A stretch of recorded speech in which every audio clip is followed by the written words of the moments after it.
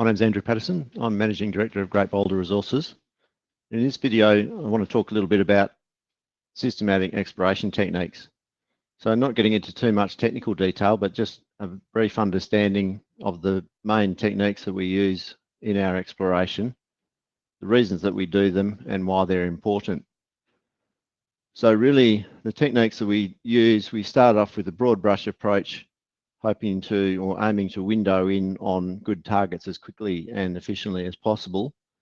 So we generally start off with geophysics, using available public data like magnetics, gravity as an example, and then commissioning our own geophysics, particularly also gravity and electrical techniques. Following that up with mapping on the ground, then geochemistry, sometimes in sync with the mapping, and then finally drilling.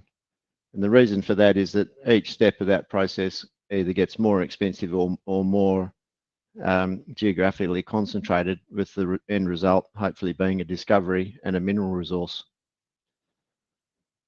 So this is our project area at Meekatharra in Western Australia, and then zooming in on Meekatharra itself, and this black square here is the area of the Sidewell Gold Project that I'm going to be talking about with specific examples. So the first one is publicly available magnetic data. This is government data. And really the key thing here is that the hot colours, the reds and whites, are the most magnetic units, and the cold colours are non-magnetic units.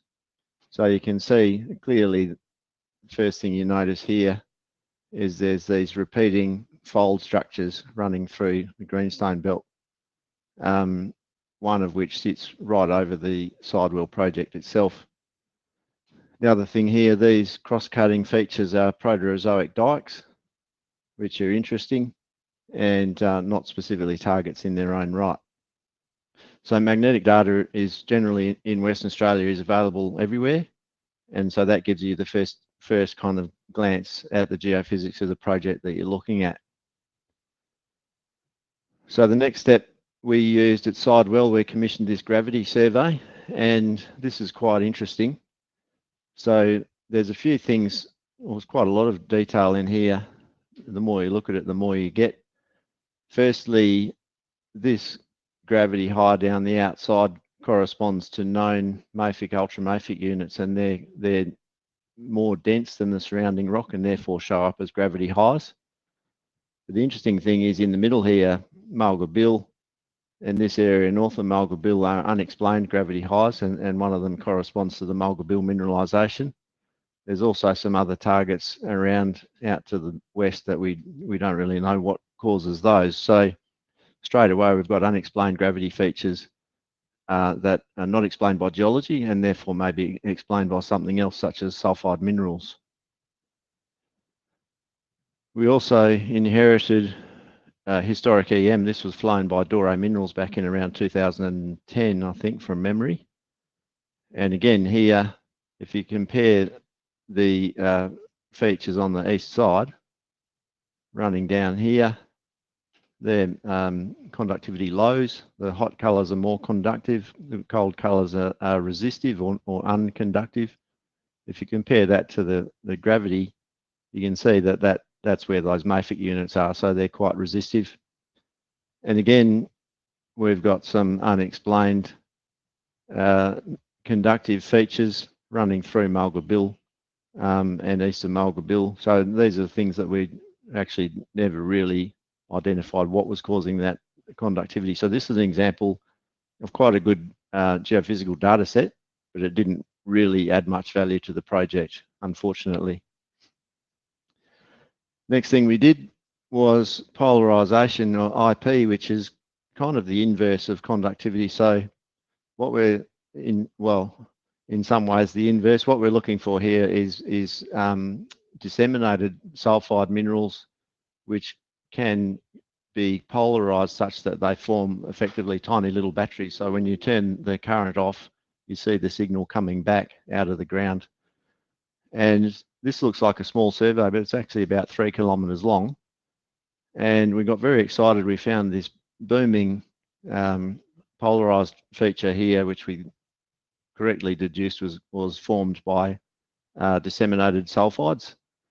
And then we drilled that target and we didn't find any gold. And that, again, is an example where we found what we were looking for, but it's not actually connected to gold mineralization. So that was an interesting learning experience as well.